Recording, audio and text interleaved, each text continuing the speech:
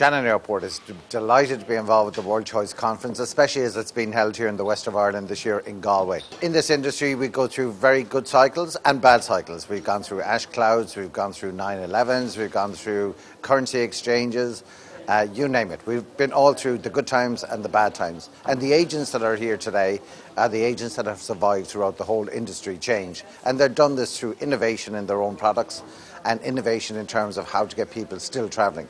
And as you know, Shannon is very synonymous with innovation itself, and so it was a key ingredient for us and a key marker for us to get involved with the agents this weekend here in Galway. Shannon is going to be building the largest aircraft hangar in Ireland in the next 12 to 18 months, which will accommodate the A380. And on top of that, we're going to have Ireland's first drive-through Starbucks coming to Shannon Airport as well. So we have a lot on offer in Shannon. We have new services coming on board with Air Canada to Toronto and more to be announced for the end of the year. So we're really looking forward to the agents working with us. They're a key customer. We would obviously love if they put all their passengers through Shannon, but that's obviously not the case. So we tried to get involved with this to promote Shannon Airport, to let them know that we're still here and that we want their business and that we want their customers, and we're willing to work with them. It's going to be developed to cater for the Airbus A380, so the world's largest. So in terms of maintenance, painting, refurbishment, anything that needs to go on, but especially in a maintenance point of view. There isn't that many airports around the world that can accommodate the maintenance of an A380. So that's what we're going to be looking at in Shannon Airport.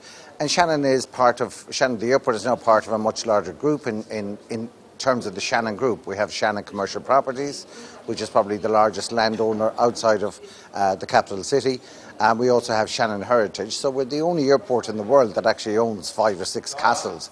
We own Bunratty Castle and Folk Park, we own King John's Castle in Limerick, and we also run Malahide Castle in Dublin. We're just looking for a few more in Cork and throughout the rest of the country, so we can take over the country by castles.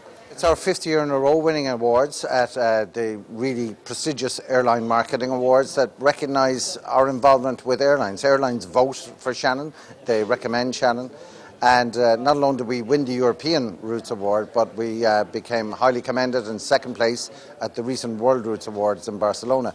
But it's 5 years in a row that we've won this, and it's recognition of our efforts that we're working with the airlines. They understand where we're coming from. We're obviously doing something right.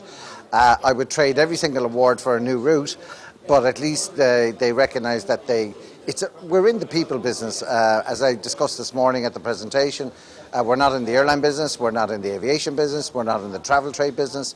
We're all about people, and we're in the people business.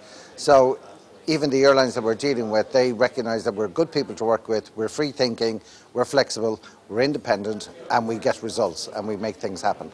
And that's where we're going to plan to continue, and for the next 5 to 6 years we foresee great growth in Shannon.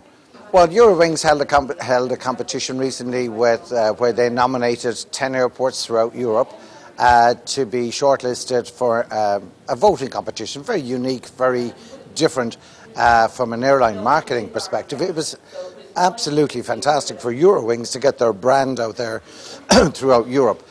We were the only airport in Ireland to be nominated south of the border. Belfast was obviously shortlisted on as part of the 10 as well.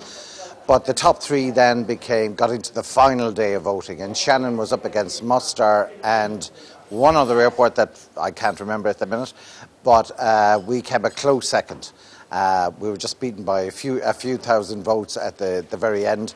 It was 1 hour voting, but we have been in discussions with Eurowings since, so even though we didn't win the route, we're working with them to see what developments we can make happen in Shannon.